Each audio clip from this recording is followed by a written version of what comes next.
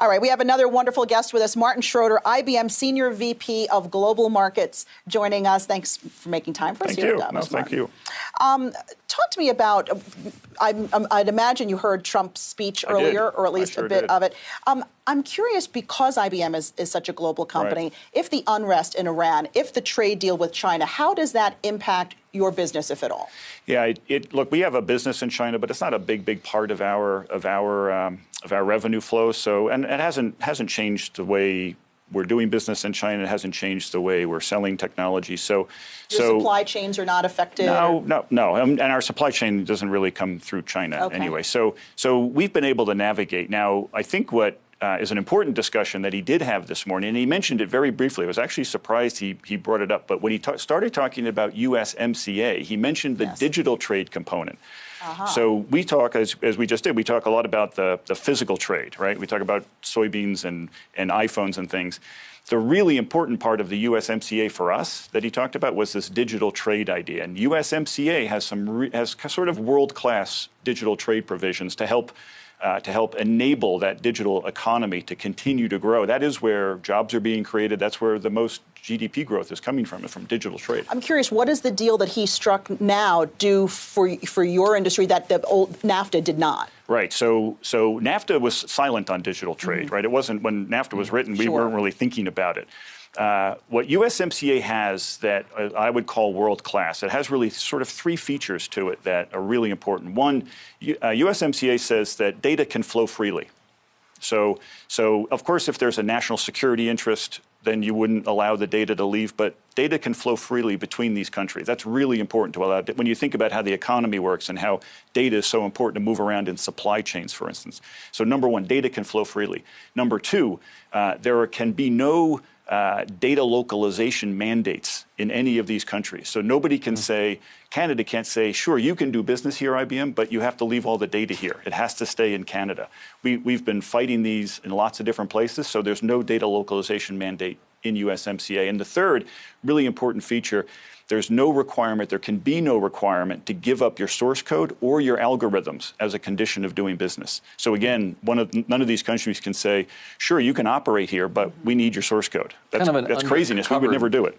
Undercovered facet of USMCA that you don't hear much about. And I guess that would benefit you guys? Well, it allows all of us to now we run the supply chains of the world, we run the banking systems of the world, we run the reservation systems of the world. So it allows now all of us to operate in this global trading network and allow the data to flow and allow companies to do it, efficiently and effectively and really maximize their supply chains and the use of all these new tools that are coming out so that they can optimize the way they run. And Martin, let me ask you about AI and automation, because that's something that IBM is keen on, and yet people are concerned about the fact that it will impact jobs and cause job losses. And some people suggest maybe we need UBI to offset that, universal basic income. Do you think about those issues writ large? Yeah, we sure do. It's a really important topic. So, if we step back for a second, the one thing that I think we feel, and I think everybody has to feel, is the idea that when we usher in these new technologies, we have to do it responsibly. And we have to get people to trust the technology. Otherwise, we really won't get the benefit of what these can really do for us. So in the case of job loss, we've been very clear. Our belief and our AI is used to supplement. It's man and machine. It's person and machine. It's not there to automate every task in the world. We just don't see the world that way. So when we think about how do you start to trust these kinds of technologies, you really do have to have a set of principles, one of which, again, for us is this is man and machine. We're going to use these together to allow people to do their jobs better. Now, that does mean that every job is going to change. We've been very vocal about this idea that every job that we can see, it's going to change a bit, which means now we have to get a workforce ready for that change. So there are responsible ways to introduce these technologies so that you can build trust. This is a very broad, very deep, and very important topic that if we don't make progress on this as an industry, and with the help of government, then we're going to miss a beat here, and we're not going to allow these technologies to really bloom and do what they can. You touch on something so important because the PwC came out with a survey that showed so many people are concerned about they're not ready for what's coming, right? They want companies to take care of the upskill. They want to be retrained.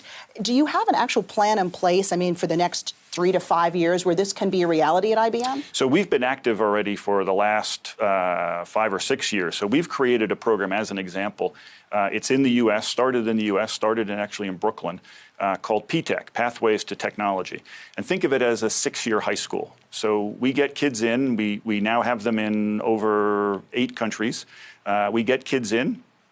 We put them through a curriculum that we design. Now, we have a lot of partners who've joined us, so they design their own curricula, but we design our own curriculum. And we're starting now to get these first kids out of these programs. So think of it as you essentially graduate with a high school degree and an associate's degree. But it's our curriculum. So we put them right into the jobs that we know are being created, that we're creating today. So today, the newest, again, they're just starting to come out of the school. So the newest, they're designing web pages. They're in digital design. They're in cybersecurity, and we're hiring as many of these kids as we can get. Now, across the whole program, not just for ours, but there are over 100,000 kids now in PTech schools. So it does scale as well. So yes, there are ways that we're driving, and with our partners, others will be driving to help build that workforce of the future, which is so important. All right. Well, hopefully other companies can see that and sort of use that as a blueprint. Martin Schroeder, IBM Senior VP of Global Markets. Thanks so much. Thank you.